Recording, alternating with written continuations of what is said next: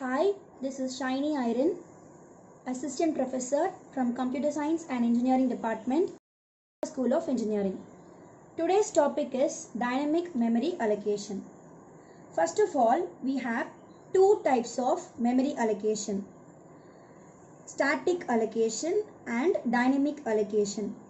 In static allocation, memory gets allocated in stacked memory. In dynamic allocation, memory gets allocated in heap memory.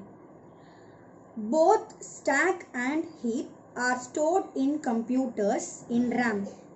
Statements like int A, character B, float C comes under static memory allocation, whereas malloc, calloc are used for dynamic memory allocation. But why do we need dynamic memory allocation? If we are not sure how much data we are going to use, then we are going for dynamic memory allocation. If we are not sure how much data we are going to use during runtime, we should use dynamic memory allocation.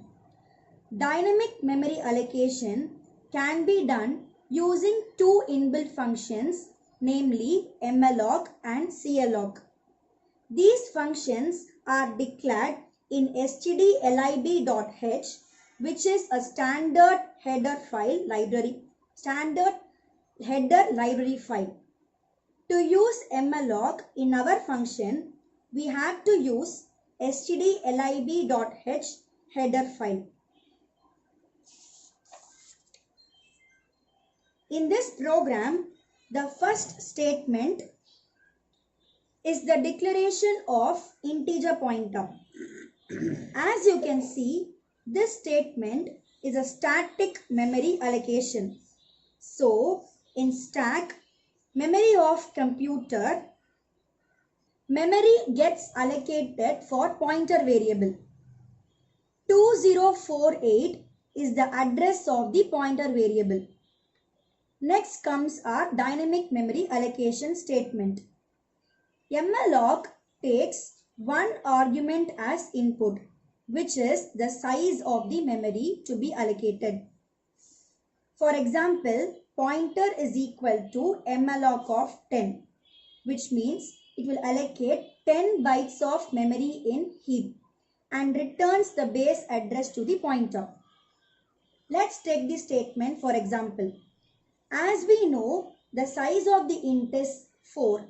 So malloc will allocate 5 into size of the int, which is 4, which is equal to 20 bytes of memory will be allocated. And by default, the heap memory will allocate garbage value whenever we use malloc function. So whenever malloc function is used, it will initialize garbage value as a default value. malloc returns the base address of the allocated memory, which gets stored in PTR. So using PTR, we can access the memory allocated with malloc, and you can also initialize and access the values. Asterisk PTR plus 0 is the value at pointer plus 0, which is the value of the first element. So 10 gets stored at 1000 memory address. Similarly, 20, 30, 40, 50 and so on. So it gets stored in consecutive memory location. Now what happens if the heap memory is full and it cannot allocate any more memory? In that case, malloc statement returns null.